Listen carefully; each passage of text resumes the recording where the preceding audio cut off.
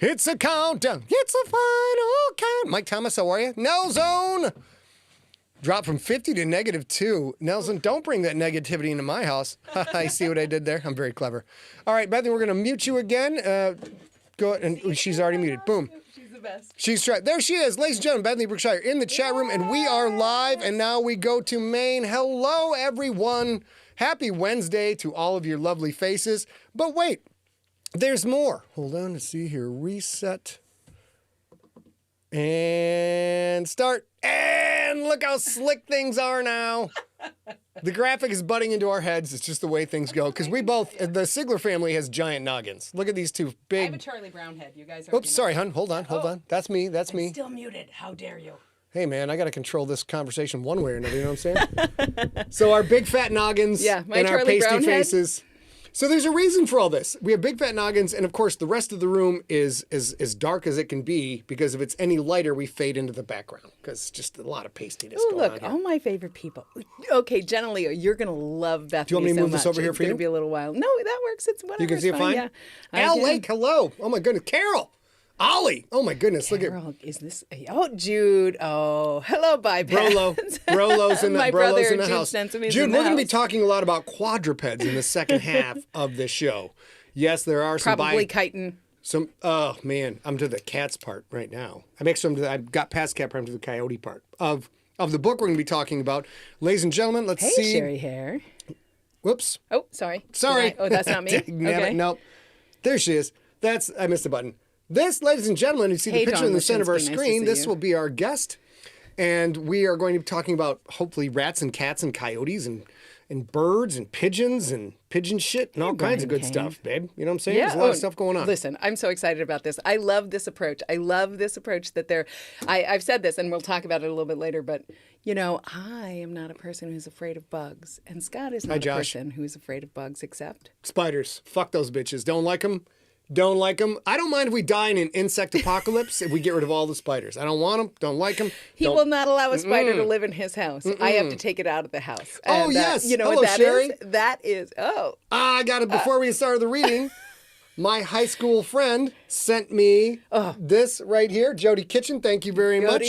Jody Kitchen Ginnep is her actual married name. Yes. Fago. She sent a bunch of Fago She did. before the Lions game. If you guys have been following me on social media, you know that when the Lions win, I drink a delicious and non-caloric Fago. There's no calories in Fago. It's a Modi, fact. nice to see you out there. And the Lions have won What? 6 of the last 7, so people got nuts and started, and they sent me a little shirt, little Fago, the one true Also- pop. Because in Michigan, it's not soda, it's pop. Deal with it. Yeah, babe? Also, she sent 2 6-packs of all the flavors that Fago makes and 2 candles. Chris a red Grawl. pop candle and Got something to another say to you one. later, sir. Something to say to you later. Yeah. Also, I will say, I'm so glad you guys, it's coming into the holiday season, and so many of you are coming to hang out with us. We'll also be here next week. So if you want to, post-holiday hang with your pals, we're going to be here. But so good to see you, Sherry and Dawn Lashinsky and Nico Devious and obviously Jenna Lee and Akil. You know how much I love you. And Chris Grawl. We have things to say to you Things to later. say to you. And Sean Dyer. Yeah, Pop. That's So me. we're gonna- I'm like, is that like soda? In 2 minutes, we're going to start the read. And remember, we are still in the experimental phase of the live read to you. So we're figuring out things as we go. Like last week, we figured out A needs to take her chair with her when she leaves, because that big white chair is just I sitting just need right to push there. it in, don't I? Probably works. Sure, that'll work. Yeah, I'll try that. I yeah. didn't even do that last time. You mean you don't want to be WWE and take the chair and I mean, I would smash but it over that- somebody's yeah, head? But then we're gonna have to put mats down in the office. It's gonna be a whole thing. You know what? I missed one thing. I missed the previously on for Slay to catch you up in Slay Part 1. That's so okay. I will do that ad hoc. And so Slay Part 1 previously on, in a nutshell, the man in gray busted up a drug deal that at That first guy. seemed to involve regular people, until Billy, our erstwhile secondary character, was forced to do a dab of purple nurple. And when he was forced to do a dab of purple nurple, he started to see hallucinations like an ogre and a goblin in tracksuits. Were you measuring your pulse there? Was it? No, I didn't even know I'd done that. Yes, you were. So what we have is the man in gray killed everybody, let Billy go, took the big briefcase full of cocaine, took off, and that's my Midwestern my Midwestern twang. Easy for He you took to the say. briefcase full of cocaine. cocaine. I mean, we sound as square as we are. Like, we totally do. We All right, totally are 30 this square. seconds, Sugar Plum. All right, you guys, listen, I'll Hit be the back. bricks. I can't wait for you to hear about PESTS. I can't wait to hear Slay. I also haven't heard this, again, just like last week. So stick around after the read so that we can talk about this great, cool book that we're both loving this week. See you soon. I'm not blowing you guys because I'm the one who's sticking around, for fuck's sake. All right, boom, Pushing boom. this in. Shoop, shoop, shoop, There we shoop. go, Taking ladies and this. gentlemen. And, get the hell out of my office. Oh, shit. That was a flaw. Here we go. You got it, babe? I do. Okay. As usual, ladies and gentlemen, the highly polished nature of Sigler & Place. Everything is completely locked down. This is why we win Emmys and Tonys and Grammys and any award that ends in an E's. We do that shit all the time. All right, so let's get going.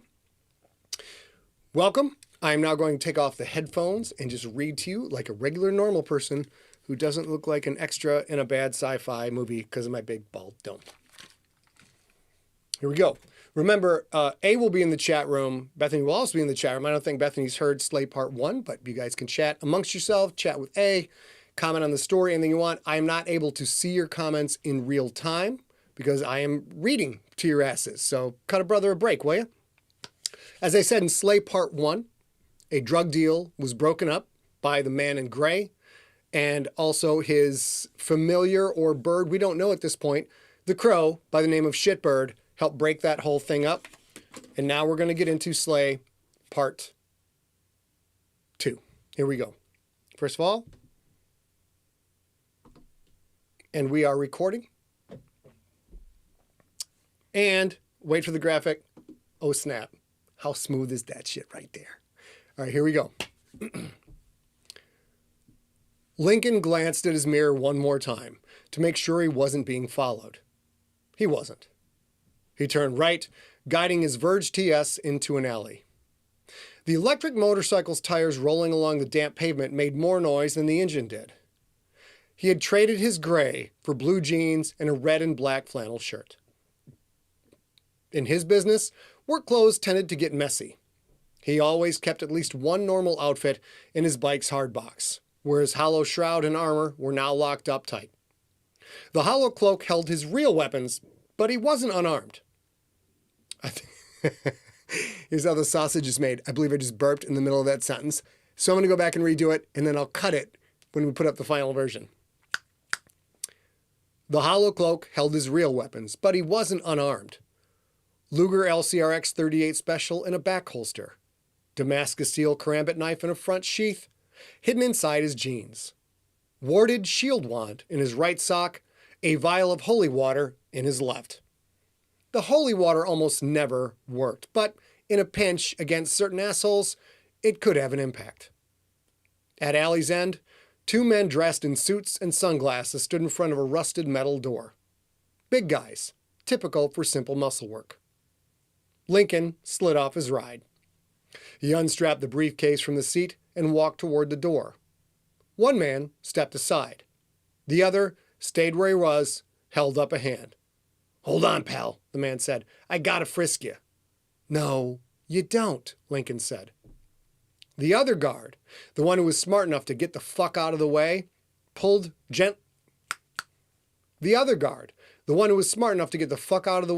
gently pulled Frisky aside. "Sorry about that, Mr. Franks. He's new." Lincoln knocked. Behind rusty doors, a narrow view panel swung inward. A pair of reddish-tan eyes stared out, not with the round pupils of a man, but rather the horizontal slits of a goat. "How may I help you, sir?" That voice, so cultured, so buttery. "I'm here to see Callista," Lincoln said. "Who, may I ask, is calling upon her?" "For shit's sake, Gary, come on!" The eyes narrowed. "Do you mind if I do my damn job the way I'm supposed to do it?" So it was going to be one of those nights, was it? Fine. Lincoln spoke with the over-the-top accent of an old-money East Coaster. "My good man, I, Lincoln Franks, have come to sip tea with her ladyship Callista on this finest of winter evenings. Might I come in and rest my weary feet? I've been walking through my estates all the day long, and I am positively exhausted." The view panel slammed shut. Lincoln heard a sizzling sound, like a sparkler, if sparklers were as thick as a man's arm. The door swung inward. Gary stood there, dressed in proper butler attire. From the waist up, anyway. He wore no pants over his white-furred goat legs. From the dimly lit hallway behind the Seder, Lincoln heard the unska beat of house music thumping away. He stepped inside. Gary shut the door, then touched two magic symbols embedded in it. That sizzling sound came again as periwinkle blue energy flared. "Answering the door's kind of a big deal for me," Gary said. "Do you always have to be a prick about it? Kiss my ass, Gary. Where is she?" Gary tilted his horned head down the hall toward the music. "She's having a party." "When is she not having a party?" "Oh, tell me about it," Gary said. "I cleaned up so much vomit after one of these things, you'd think I worked the tilt-a-whirl at a county fair." "You'd make a good carny. I hear the freak show is hiring." "That's just mean, Lincoln." Sorry. "That's just mean, Lincoln. Follow me."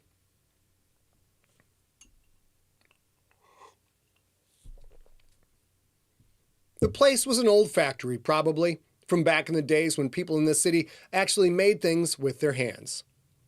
The dark, sprawling space pulsed with flashing lights and the spinning beams of color cast off by mirror balls.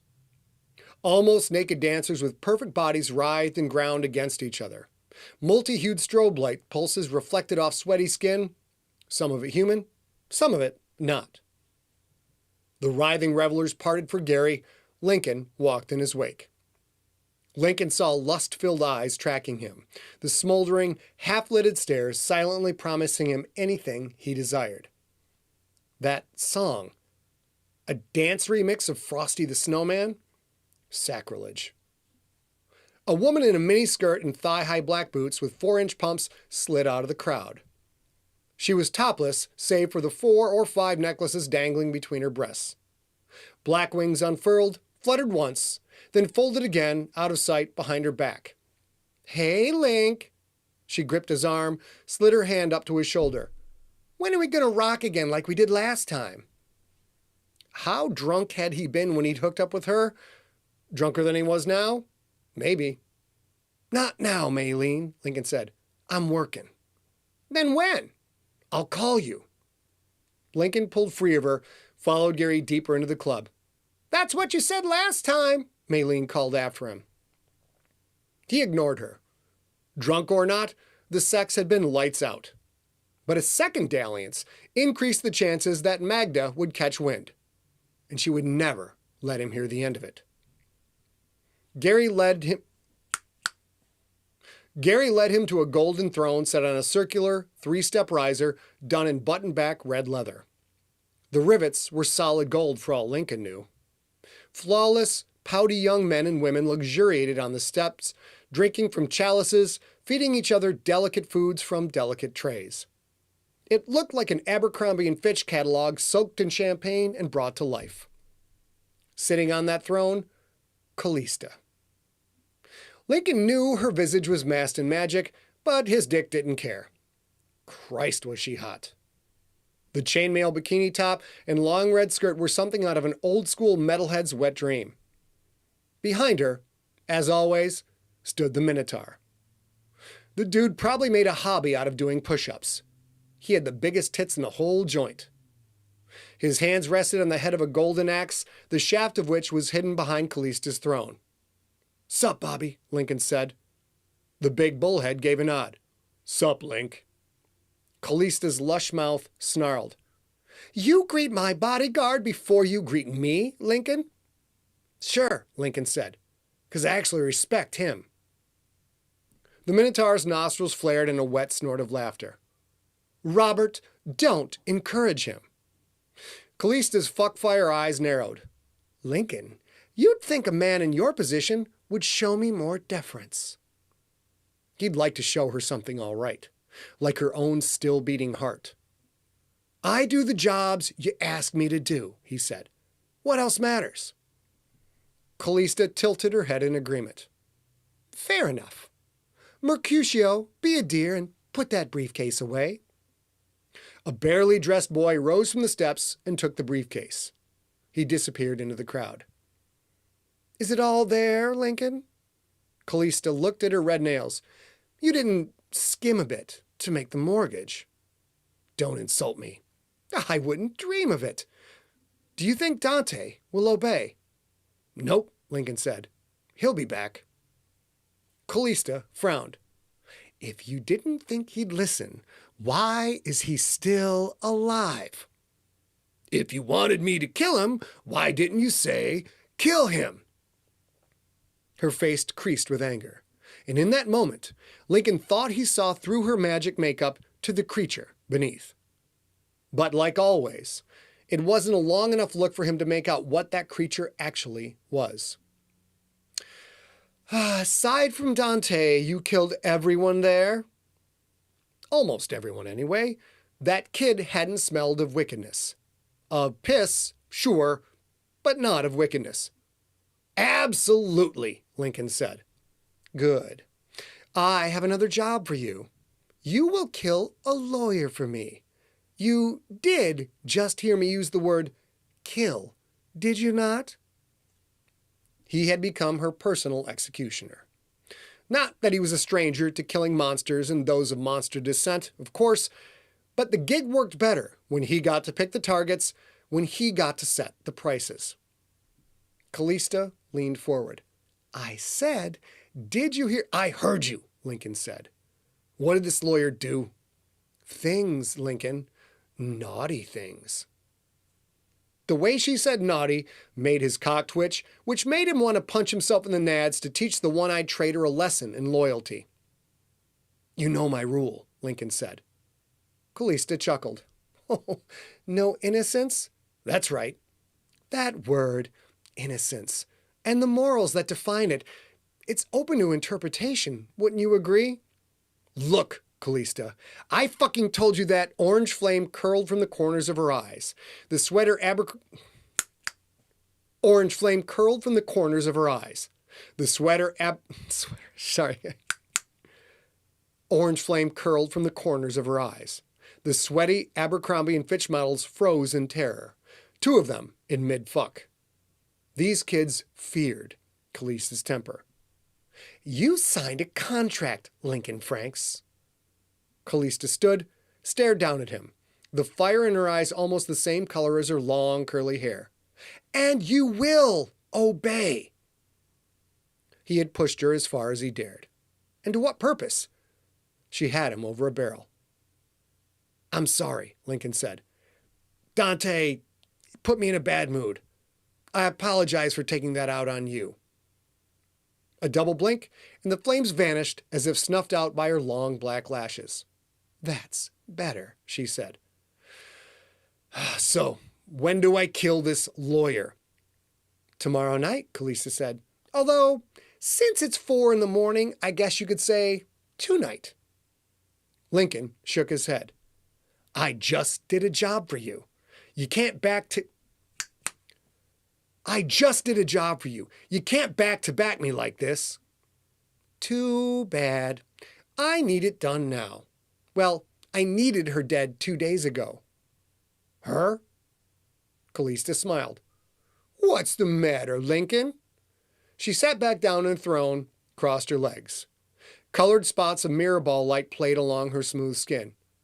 Are you surprised that a delicate flower of femininity... Are you surprised that a delicate flower of femininity could handle the rigors of law school? For fuck's sake, was she going to turn this into a sexism thing? I'm just surprised, that's all, he said. You usually have me kill dudes. Because men are usually the ones dumb enough to cross me. Those who identify as female tend to be smarter. This lawyer, though, not so much. Sad. Once upon a time, Lincoln had dedicated his life to wiping out people like Callista. Now, though, he was a limp-dicked shell of himself, and there wasn't a thing he could do about it. Let me see him, Lincoln said. Callista glanced upward, eyes narrowed in thought, milking the pause, making Lincoln's chest swirl with hate. I'll allow it, she said. Callista raised one hand, palm up. A sphere of energy appeared. In it, a 12-year-old boy was sitting on the floor, playing with toys, a wrinkled old Naga at his side, curled up on her long, thick snake tail. The boy seemed happy. He wasn't scared of the monster. Truth be told, Samuel Franks had been there so long, he probably didn't think of her as a monster at all. Little Sam, Lincoln's only child. Callista flicked her fingers. The sphere vanished. Do good work, Lincoln, she said. I'll send you the information on the target. He was dismissed. He turned from her throne, vaguely aware of his slouched posture. One foot in front of the other, he followed Gary Sater off the dance floor. Lincoln wanted to go home, get obliterated on gobbers, then sleep. But he couldn't. Not yet. Visiting hours, the special visiting hours he paid extra for, started soon. Moments later, Lincoln Franks sped away, his quiet bike carrying him through the nighttime streets. Doing enough time. All right, here we go. Guess coming up after this. Part 2 of part 2. Clothes weren't the only thing Lincoln kept in the bike's hard box. One never knew when one might need a snort, in which case a flask of whiskey came in handy. Lincoln took a long pull. He'd already drank too much and could barely taste it. Based on how little he'd paid for the rot gut, maybe that was a blessing in disguise. He slid the flask into his back pocket and walked through the front doors of Sunset House. Even from the parking lot, the place smelled of medicine, hopelessness, and lost souls. Once through the doors, those smells grew stronger, almost overpowering. Add in some goddamn Christmas songs playing from the tinny PA speakers, and Here Comes Santa Claus sounded like the Grim Reaper's walk-up music. Mr. Franks, how nice to see you! Lloyd was behind the reception desk. At least something was going right on this turd burger of a day. Hey there, Lloyd. Lincoln pulled the envelope out of his pocket, slid it across the desktop. Thanks for opening early. Lloyd wasn't a day over 30. He looked like the kind of guy who'd never been in a fight. He took the unsealed envelope, leaned back in his chair, ran a thumb across the money inside. Each of Dante's bills made a faint snap sound in time. Very nice, Mr. Franks. You want to see him? It wasn't a rhetorical question. Sometimes Lincoln just dropped off cash and didn't go in. Sometimes he could only handle so much. Yeah, he said. I know the way. Lloyd checked his watch. 30 minutes until normal visiting hours begin. Lincoln headed to his father's room. He funneled Lloyd money under the table. Lloyd, somehow, made everything work. Lincoln's father had a private room, decent meals, and when he started to babble incoherently to other residents about what a badass he'd once been, Lloyd made sure the wrinkled old man returned to said private room. Jacoby Frank sat slumped in his wheelchair, a blanket over his legs, a bit of drool hanging from his lower lip. Baroque music played from a small MP3 player. English Suite No. 3 in G minor. Lincoln knew the song by heart. Back in the day, Jacoby played it on vinyl, just one of his thousands of old records. A single room, a twin bed, a private bath. The man had done so much, suffered so much, and this was all he had to show for it. Because monster hunters weren't supposed to grow old. Hey, Pops. Jacoby lifted his head, blinked in confusion. Once upon a time, his silver hair had been so thick it looked like it would slice your hand if you brushed it the wrong way. Now, the hair was far thinner, far finer, far limper. Well, look what the cat dragged in, he said. You gonna give your old man a snort? A snort of what? My legs don't work, but my nose does, Jacoby said. Give me a drink. With your acid reflux? Nope. Asshole. Gnarled, bony hands gripped the wheels. Jacoby rolled himself to the nightstand. He opened the drawer and pulled out a pint of Jack Daniels. Guess I'll have to settle for this.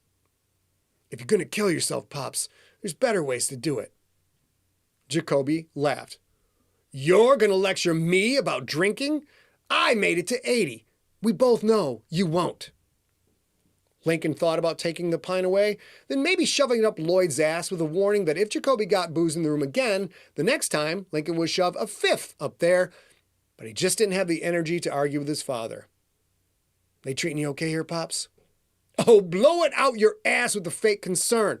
Enough with this bullshit. You rescue my grandson yet? No, because Lincoln Franks wasn't worth a squirt of piss. He's still on the shelf, where Callista put him.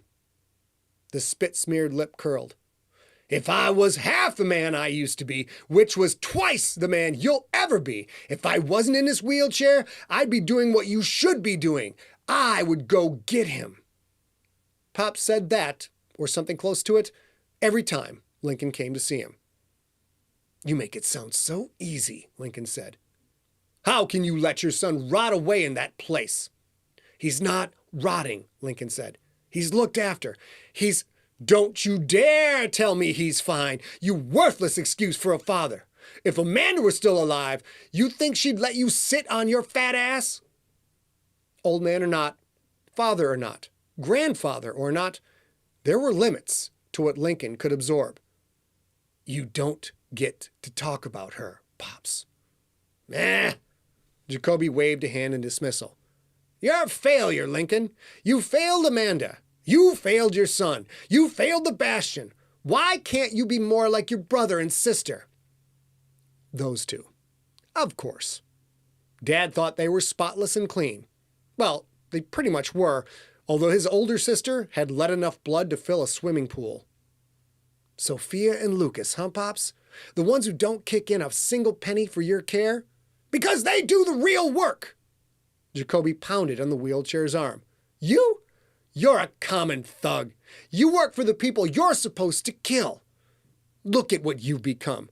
You make me sick. Another visit, another battery of insults, another round of being a disappointment. Not even 4 hours earlier, Lincoln had taken 8 lives. Only one of those had been a Vader. The rest had been humans. The very race Lincoln had once been sworn to protect. He pulled the flask from his back pocket, raised it in salute. Merry Christmas, Dad. With that, Lincoln walked out, draining the flask as he did, ignoring the raspy voice of his father shouting, Don't you walk away from me, you little prick. Don't you know who I am? Lincoln did know. Jacoby Franks was the greatest monster hunter that had ever lived and an absolutely horrible parent. Like father, like son, Lincoln killed the flask. When he lowered it, he saw a man and a woman walking his way. Shit, he said. Lucas glared, but Sophia smiled wide. Hey, little brother, she said. Long time no see. And that is part 2. Come on back in, baby. Ladies and gentlemen, we will now condense to the interview phase of the show. Let's make sure we're asked to unmute. We forgot the chair, goddammit, babe. No, we did. Oh, it was still, that's all right. It's a lot better. It's a lot better. But we still have to move it. You're right. Bethany, can you hear us? I can. Can you hear me? I certainly can. Ladies and gentlemen. Oh my God, you guys. It is now time. I hope you guys enjoyed the story. A's going to sit down, and we're now going. How did I do on time? Not bad. You're right on target. Right on target. Right on target. You guys can tell. Those who've been listening to me for a long time. I don't have the voices dialed in yet. I'm sorry. I'll work on that a little bit later. But it was a very busy week, and we'll figure out some cool voices for these characters. You totally asked me 2 minutes before you went live. 2 minutes. 2 minutes, babe. I'm like, babe, give me a breakdown. Babe, quick, give me a breakdown. What should I do? What do I do with this voice? But you guys, okay, listen. I have also not heard Slay today as well until just now. And I love that there's a character named Maylene, and there was a lot of chat in the chat room about super weapon covering. Maylene Sons of Disaster? I'm on it. Oh my God! If I can sing, when I can sing that song. All right, enough about us. Let's talk to our guest, ladies and gentlemen. Bethany on now. There we are. Oops, I got to do this, and I got to do, how do I get rid of this? Oh, there it is. I see what you did. There you are. Yes. Oh my goodness, look at me. I'm seeing myself on like 3 screens. This is very exciting. I'm gonna close the one with the chat so that I don't distract myself with my own face. Great. Okay, so you guys, oh, hi, Tiny. As you can see, the book cover is on the right side. Baby, tell them about this book. So, Bethany That did not work at Brookshire all. is a science journalist, science communicator, citizen scientist, all the great things that you want to be if you want to be smart. And she wrote her very first book. This is your very first book, whole ass book. It's called Pests. And the subtitle is How Humans Create Animal Villains. And this is the thing that Scott and Bethany are friends in general, but this is a thing where they communicate kind of or vibe together because Scott is like every single thing in your environment could be the villain, including you. Right? And Bethany literally chose to say how humans create animal villains. And I love this book so much. We have been listening to it and reading it for the last couple of weeks. And Scott was like, how did you not tell me that there was an audio version? How could I not be listening to this too? So Bethany, thank you so much for joining us. I don't read so much anymore. I got to do audiobooks. Sorry. No, thank you for having me. And I'm so glad you're listening to the audiobook because I thought Courtney's voice was awesome. Yeah, she's great. great. And I think everyone should listen to her. She's great. Yeah, she's great. And the book itself is great. Why don't you tell us a little bit about the first question I want to ask you is, for your first book, you've done such a broad, your career has covered a lot of science. Why did pests become your first choice for a book? Oh, man. I don't know. They're cool. They are. So I used to be a scientist. I have a PhD in physiology and pharmacology. I tell people I used to be a scientist and then I got better because academia is kind of a disease, like in a way. But I was mostly a neuroscientist. So I mostly did cool brain stuff and it was pretty neat. But once I became a science journalist, I quickly became bored writing about brain stuff because it's often very similar. Mm-hmm. It's a lot of, we have solved this thing. We have a new mechanism in mice. Mm. And I mean, that's great. Don't get me wrong. I used to work in mice. It's great, but it's not that great. And I became fascinated over time with the animals that live with us and just how many animals live with us. And there are so many, and we hate them so much. And I love how much we hate the animals that succeed around us. We hate their success, and it makes me very happy. And we also, we kind of love the animals or the microbes or whatever that help us. And we never seem to love them as much as we hate everything else. Like, we don't revere a chicken because it gives us brain power and food. Mm-hmm. But we will vilify a spider, so to speak, inside the house. Yep. And I think that's a very powerful thing because that's all made up in our own heads. Yes, yeah. The word pest, the whole concept of pest or vermin or anything else is entirely subjective. It's like art or porn. You know it when you see it, and a pest is very much, you know it when you see it. And when you see something and you call it a pest, it's usually because it's interfering with your life in a way that is not deadly, but often irritating, startling, or, upsetting in some way. I just love how pests are not about threats. They're more about annoyance. Yeah. It's so great. And you did a beautiful thing with your book. Like, you literally talk about like an elephant, which I'm going to assume that a lot of people in this chat room tonight don't think of as anything but a majestic being. Most people are pro-elephant. Pro-elephant and camp. Yet, pest. Yeah. Well, so to be clear, I also pro-elephant, of course, love elephants. Of course. For this book, I actually got to go to Kenya, and it was amazing, and I saw elephants. Oh my God. Did you go to Masai Mara? I did. Oh, me too. I did. I've done that too. It's so much fun. And did you think you were going to die? Because I thought I was going to die. When the water buffalo. Because no, it was because of the roads and the driving. Also, if anybody here has been to Kenya and has experienced this, I have to say, you trust your driver with your life. Mm-hmm. And after I'd been with my guy, Simon, for the first 3 or 4 days, I knew that as long as he was chill and relaxed, everything was going to be fine. If he started to show signs of stress, buckle Let's up. back You that are up. doomed. Let's back that up. And there's one point we're driving through the Masai Mara, and he goes, I don't like this. I don't like this. And I was like, oh no.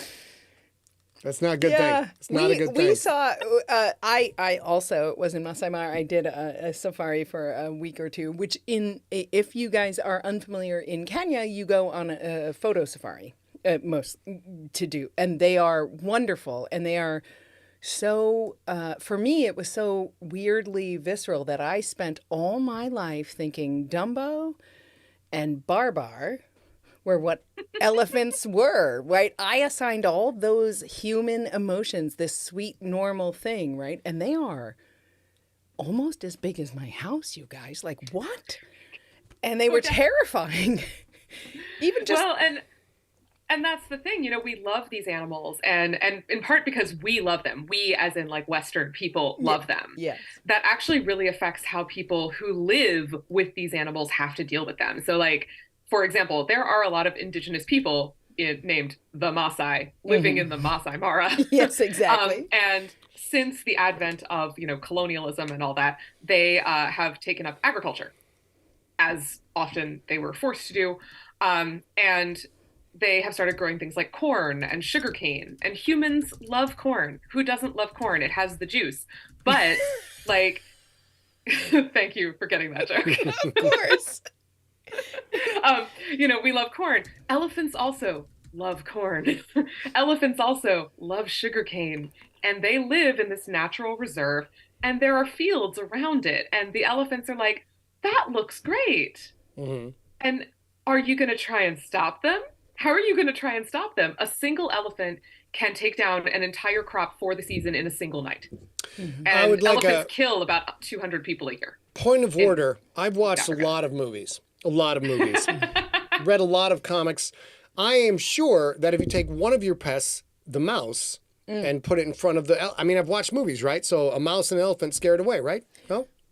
That is a myth. You can blame Pliny the Elder for that one. Yeah.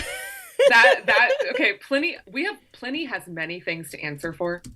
Okay, first of all, that dude believed putting urine on pretty much anything would kill it. It was like the Windex of like the Greek era. Yeah, but the other thing we can blame Pliny for is the idea that elephants do not like mice. Elephants cannot see mice. They don't see very well. They sort of see this way, right? Like they see like this way. Like right out from their head, so they don't see a thing this big at their toe. That's down their yes, they're not looking. Yeah. Yeah. Just like sometimes I can't see my feet. Sometimes, you know. Yeah. You know, sometimes you're not looking, especially in my experience when a cat is waiting on the stairs and you're not looking. Yep. Yeah. Yeah.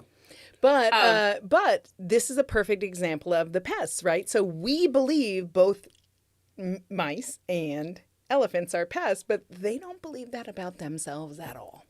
Yes. The elephants are just taking advantage of the fact that humans have planted gigantic fields of corn right next to them. Like, why wouldn't they do this? They cannot read. Right. They don't know it's not for them. Right. But because of what we believe about elephants, and because we in the West believe elephants are beautiful and wise and peaceful, because we believe they are peaceful, that really changes how the farmers who try to grow those crops can deal with the elephants that are coming to raid those crops. And actually in some countries, most particularly places like Botswana, they actually refer to elephants as the government's cattle. Oh. And there are protests against these elephants coming in and you know, crushing people's crops. In those cultures, cattle's a big effing deal, right? You having cattle, so it's a major thing. No, that's India, but it's true in India, but they're the pests, right? No, okay. Sorry, I didn't mean to change that. Having cows is a measure of wealth. So having cows is a measure of wealth among the Maasai. So for example, it's kind of rude to ask how many cows somebody owns, which I did, and I'm kind of embarrassed and I feel bad about that. He was good about it. Don't ask. But yes, having cows is a measure of wealth.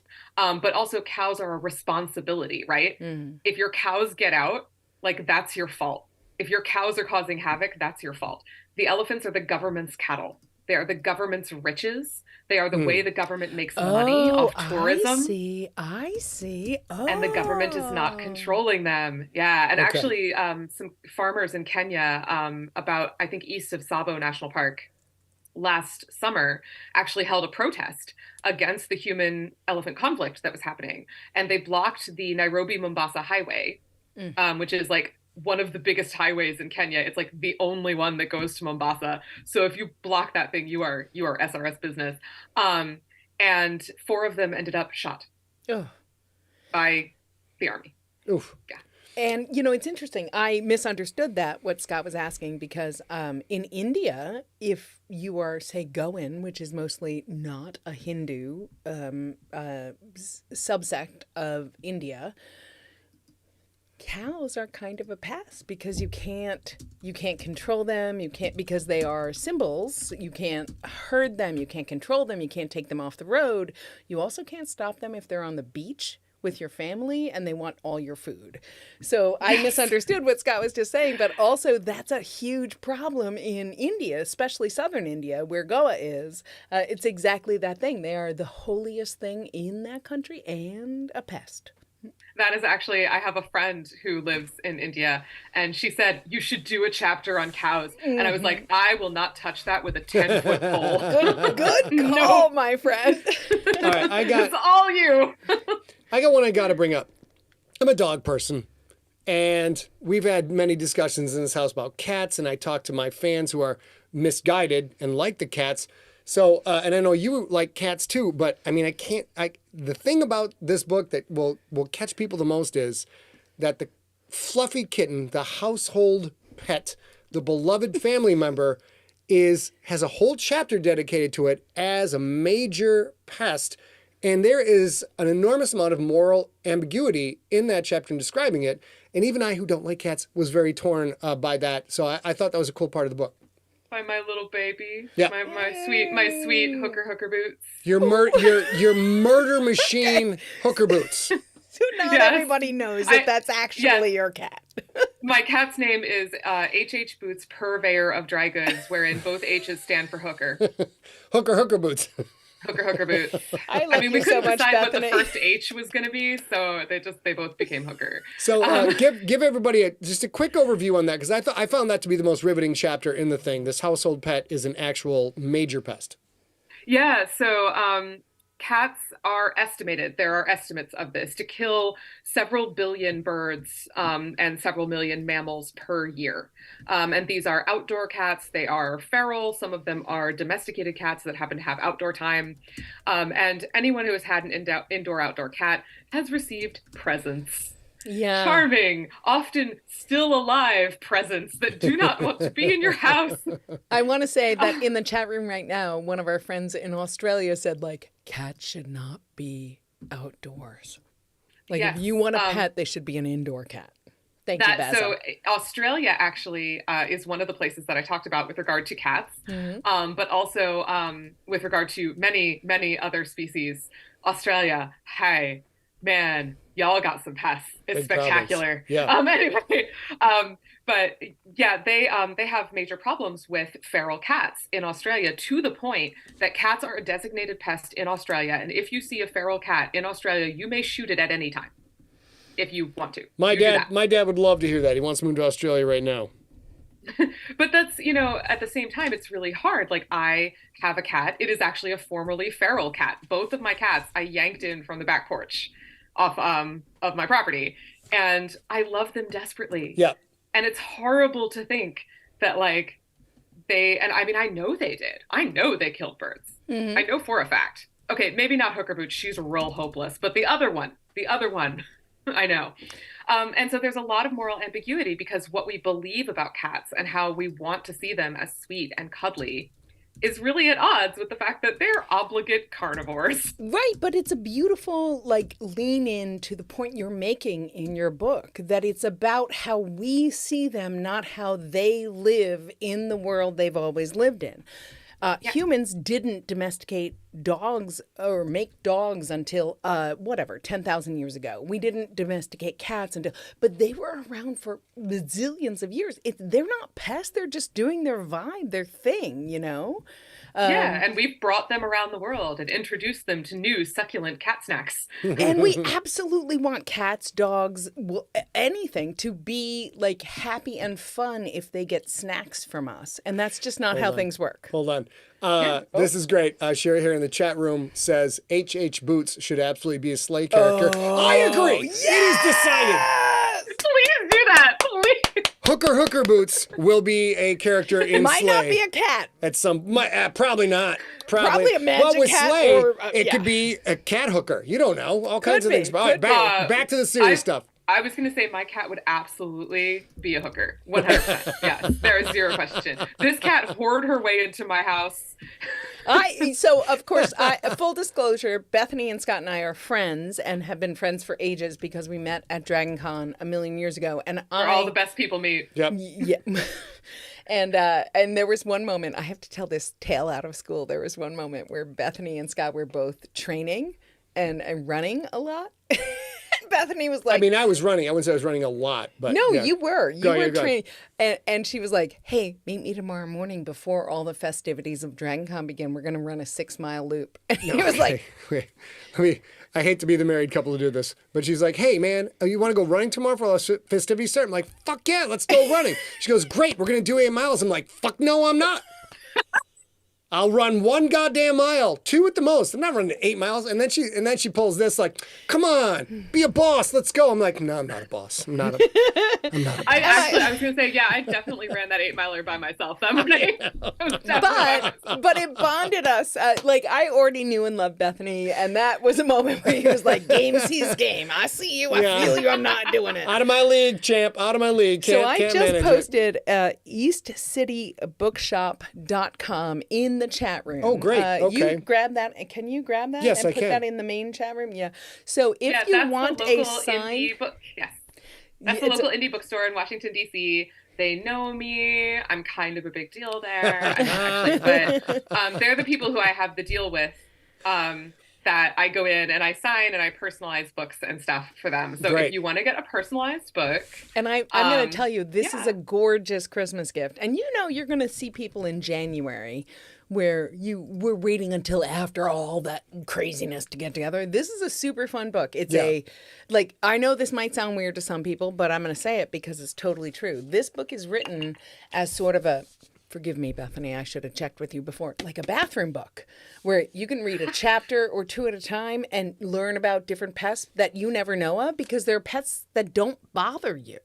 They're not your problem. They're problems around the world, and you want to learn more about them. I will say also, if you are not a cat person and have friends who are cat people, this is 100% Christmas must buy.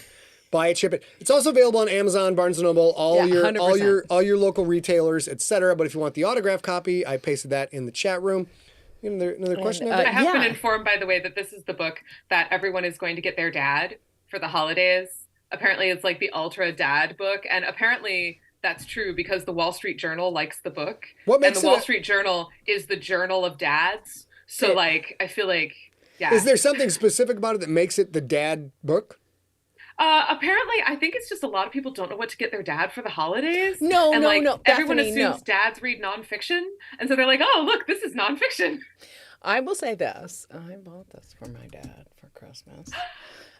Hopefully he's not watching. My dad too. Yeah. My mom is probably watching, and my brother is totally in the chat room, so don't spoil this for Jake, Jude. But I bought it for him mostly because I love the way that, you are unapologetically saying, I know these are some of your favorite things on earth, depending on who you are. But also, or some of your least favorite, depending on how you feel about snakes. Exactly. I was going to say, but I also need to tell you. I need to tell you, if you have feelings about snakes, yes and no. Everybody understands the spider argument. Spiders eat bugs. It's okay. Scott hates spiders in his house. That's also okay because it's a human perspective. So we actually have a rule in our house. There's a size differential. If the spider is larger than a quarter, it's my job. Oh, and me too. Me too. If you ever visit our house, you may submit your resume and you'll be hired on the spot. My largest spider was a good 6 inches. No. The girls, you and I, the women will bond downstairs and the dudes will bond upstairs in this room. One Move on love downstairs by spiders. carefully taking the spider outside and saying, "Go, be free." Like a piece of 8.5 by 11 copy paper and a Tupperware. Like, Yep. yeah, be free. Please save me from everything that will bite me. Because Yes. spiders don't bite. I know you guys are going to fight me. Spiders don't bite humans. Yeah. Unless they must. That said, Unless they must. I do have Just a like couple. humans. Humans don't bite humans unless they must. Yes, correct. Or unless that's, they consent. There is prior consent of both parties. But, okay, good.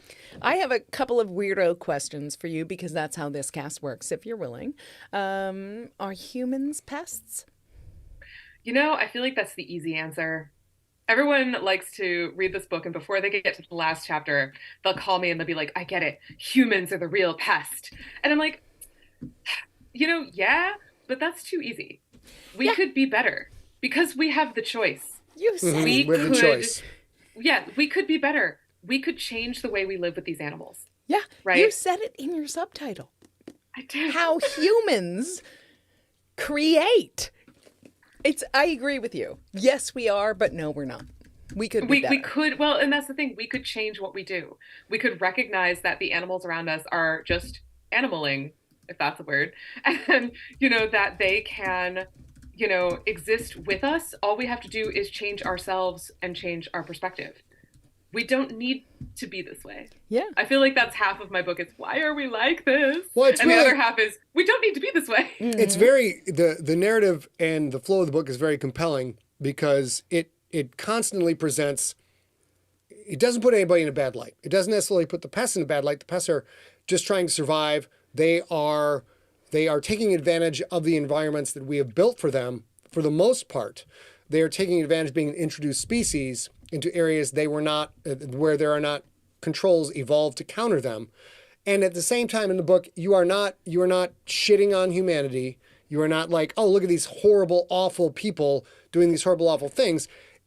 That's what's compelling about the book to me. And what I think you did an amazing job is the moral ambiguity is prevalent through the whole thing. There is no right answer in every chapter. And that's what makes it very gripping to me. I mean, could you talk about that a little? It's just, there's no easy answer for this stuff. Yeah, no, I mean, there really isn't. I mean, the reality is there are some animals that are always going to cause us problems as we see them. Mm-hmm. How we deal with those problems is what needs to change, right? We're always going to have conflicts or interactions with animals, and we're not always going to get along with each other. I was very lucky, actually, for this book. I got to learn from a lot of indigenous peoples around the world about how they see their interactions with animals. And for many indigenous peoples in North America, they say, well, we are part of our ecosystem, Mm-hmm. and they are part of the ecosystem too. So they have a role and we have a role. Does that mean we're always pleased with each other? Absolutely not. Mm-hmm. But it means that we respect that they have a right to be, and that so do we. And it changes the entire tone of their interactions. So much of the way we interact with animals now is very much like smush. We have to kill it before it looks at us funny. We have the right to kill it before it looks at us funny. We have the right to kill it. Yes, we Yeah. have. We not only do we have the right, we have the mandate. We have to do Yeah, it. agreed. But we don't. Oh, so sorry. The one we have the right to kill it. The most, probably the thing that gripped me the most in the book was the discussion about coyotes, right? just got that. And coyotes, the coyotes where farmers and ranchers are adamant, like, this is my land, I own this land, they are an invasive pest in my land, they are damaging my livelihood, damaging my crop. And what you point out so eloquently is like, the coyotes have always been here. Like, bro, I was here the whole time. Coyotes been hanging out. And I don't speak English. Yeah. And I cannot read. I can't read your property line. I do not know how deeds work. This sheep looks delicious. And it's really fascinating because so much of their approach for many ranchers is based on, this is my land and I will control what is on my land, and I will control that with my AR-15. And like, it doesn't have to be that way. There are other ways of dealing with these animals. And often that's kind of like more of a preemptive, like you really need to think about how you protect your animals. So one of my favorite visits that I got to do was to a farm where they employ 4 gigantic Maremma dogs who are the best boys. Where they in the are world, the can you goodest say? boys. So this was in outside of Corvallis, Oregon. Oh, yay! But you can buy Maremmas anywhere. They are the most wonderful floofs that ever happened. They are like gigantic marshmallow clouds of joy, and I love them so much. So much. My poor fact checker, I sent him the photos and the video for fact checking as I was writing this chapter, and so he was like, I had to put up with like 10 minutes of you going, oh, you're so good, oh. But I and he get said, that. But it's really adorable. So, and it's a weird thing because, you know, Scott and I are both loving your book. And that's why we asked you to join us. And we're reading it at different rates, but we keep coming back to each other with things. And there's this moment where, like, I know you. We know you. I know you better than he knows you, but we know you. And I know you have a pest in your house, but I don't want to ask you what it is until I'm done with the book. Because for us in San Diego, we live just on the high edge of a canyon. And so for us, mountain lions and coyotes are a problem because I have a 12-pound Chihuahua. Yep. And he has a 20-pound mixed breed dog, right? And I'm like, when we moved here in the pandemic in 2020, I was like, you can't bring them along Rose Canyon because I have been here 20 years. I know somebody will, some little thing. Oh, yeah, absolutely. And that sounds so... For me as an animal lover, that sounds so I don't want to tell you that those are pests. But it's about our perspective, not animal cruelty or anything else, like all that weirdness. Like sometimes you have to protect, you have to choose. Like I want my Chihuahua to be safe, but my job is to not walk her on the canyon rim. Yes, that's what I end up kind of saying to a lot of my friends I have a lot of friends with Chihuahuas. Anyway, and who live in California. Is there a very high Chihuahua population in California? I mean, this sounds racist, but it's close to Mexico. But that's actually true. It's not racist. No, but there are a lot. It's Southern California. All the people I know who own Chihuahuas are white ladies, so I don't know. Like... I know, but they're very, very. Chihuahuas are very indigenous to Chihuahua in Mexico, so they like leaning into all of this right here. Very popular. Well, also they're good apartment dogs for, when you can only afford a place the size of a postage stamp. Correct. But yeah, they say, oh, well, I want to go hiking in the woods with my Chihuahua, and I'm so terrified that a coyote or a mountain lion is going to come eat my Chihuahua. And I'm like, I hate to tell you this, but there is a responsibility to walking a small Snickers on legs through the forest. Yeah. And And I hate that you have to hate to tell them this. Because it's upsetting. People want to feel in control. They want to feel safe in the woods.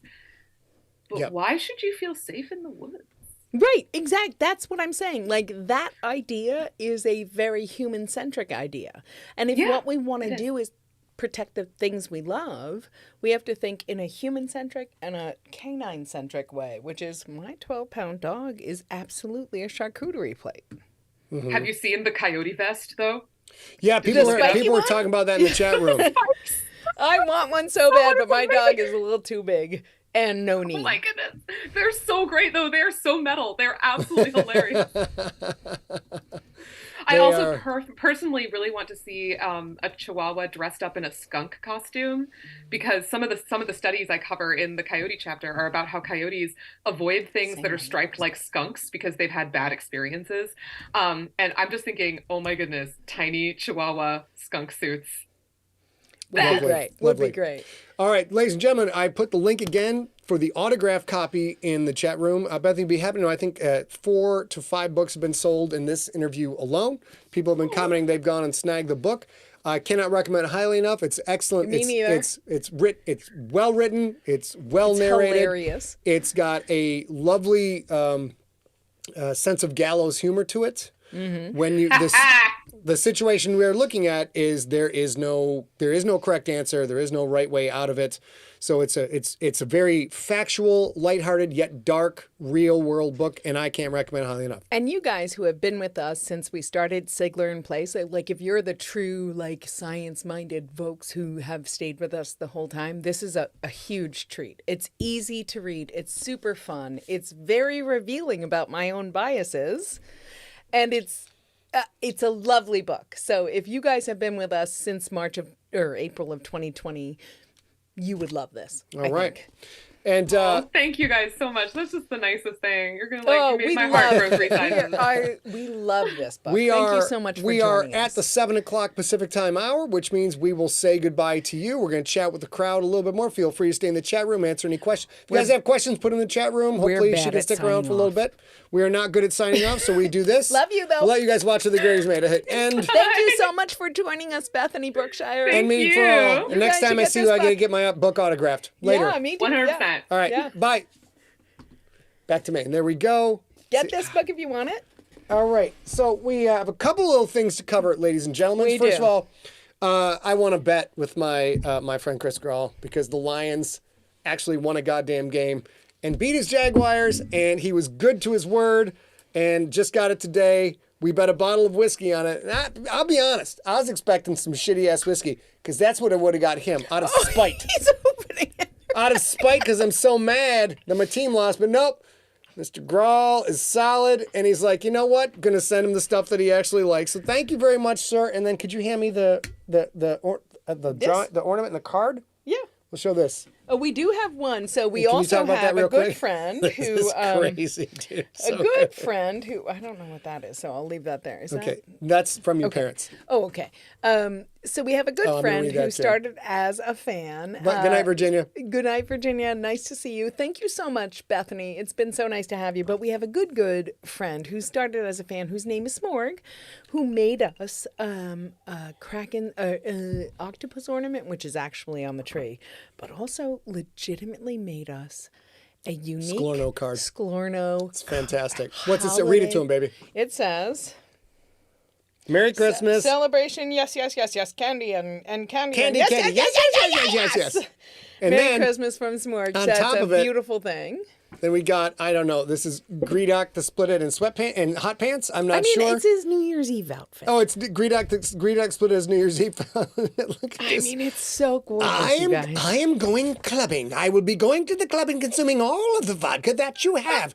Do you know who I am? I do not stand in line. I am Greedock the Splithead. Of course, it doesn't have the filter on it. What are you going to do? And then finally, ladies and gentlemen, I don't know what this is. more delightful holiday cheer from my mother and father-in-law and my mother-in-law. Your mofo and fofo? My mofo and fofo. My brolo's in the house, I think. My mother-in-law, who is, you know when I get mad at you guys, I spend 2 years on a book and some of you read that shit in like 10 to 14 hours? It's nothing. She's about 3 hours top to bottom for a 200,000 word book, pounds through it, and then gives me her feedback. And I love the feedback, but this is great. So I have to hold on. We have to go back to ladies and gentlemen. I'm now going to read you the heartfelt card. Oh, Lord. From my in-laws. You are a special son-in-law, and I wish you the merriest Christmas cheer. Open it up. In my heart, you are more than just a son-in-law. I consider you like a son. You're a hard worker, a giving person, and you are a true member of the family. And then the personalization. Dear Scott, we are so happy to have you as a son. You are a wonderful husband to A, kind to us, and you write the best shit. No, she did not say Love, that. Zippy and Jake.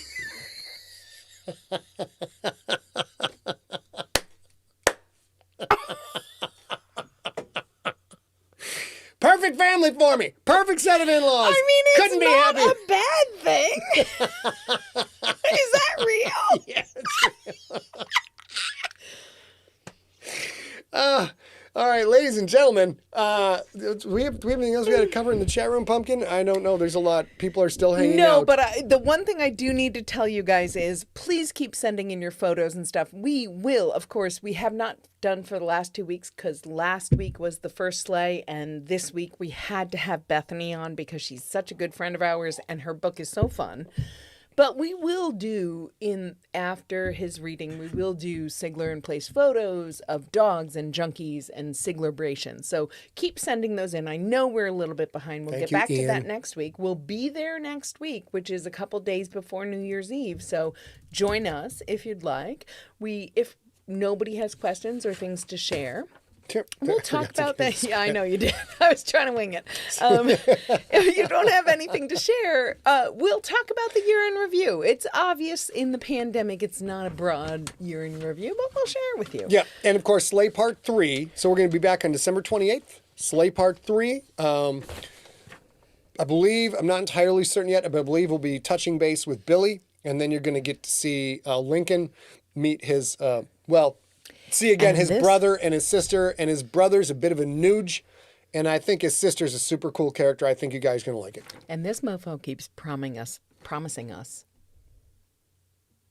sex gnomes. Oh, yeah, dude, I've not forgotten about the sex gnomes. The sex gnomes are coming. Oh, yeah. I think he's teasing us. No, did you not get my double entendre right there? I got it. I still think I've not seen a sex gnome. And they have orgasms, so they come. And the sex gnome. All right, fine. Until then, we want you to stay smart. We absolutely need you, obviously, to stay science and this fucking winter. For the love of science, hold that book up again one more time, Sugar. For the love of science, stay informed and read awesome science-based books like You'll love PESTS. it. You'll love it. It's hard to believe. Honestly, it's hard to believe it's her first book. It's fucking lights out. I'm very impressed and very proud to know her. And it's a great book, and you guys will like it too. And I think that we're going to now tell you all to kiss off into the sky. Ready, baby? So you guys anything you may have thrown in the chat in the last 15 minutes, it's gone. Don't even have it. But that is it for us. We love you guys. Oh, we forgot some stuff. Join Steve the Iceberg Ricky Berg at the Junkies Party on January 7th, 4 to 11 p.m. PT. Of course, if you've not yet signed up for the SMS messages, we're adding people left and right. It's working. It's rolling. Nobody's unsubscribing because we don't abuse it. So send SIG text 855-955-5095. I am close to finishing up the site. We're banging on the... We are bothering the vendor right now to get the site finished up. And once it's you up, had to correct yourself. Once it's up, we have a 10% coupon off on anything for anyone who's already signed up once we launch the site. And of course, if you have questions, comments, etc., email those, or photos, as she mentioned, email those to info@emptyset. Ladies and gentlemen, I believe you may now all kiss off in the sky. I'm going to go drink. Bethany, thank you so much for joining us. Thank you, Bethany. You guys, if you're not Bethany, consider looking at that and buy that. And super fun. I'm going to go drink Bet Scotch right now, which of course is the best. This is Bet Scotch. The best. It's also the best Scotch on top of it being his favorite Scotch. Thank you, Chris Grohl. You're the best. Ready to kiss them all, baby? We do.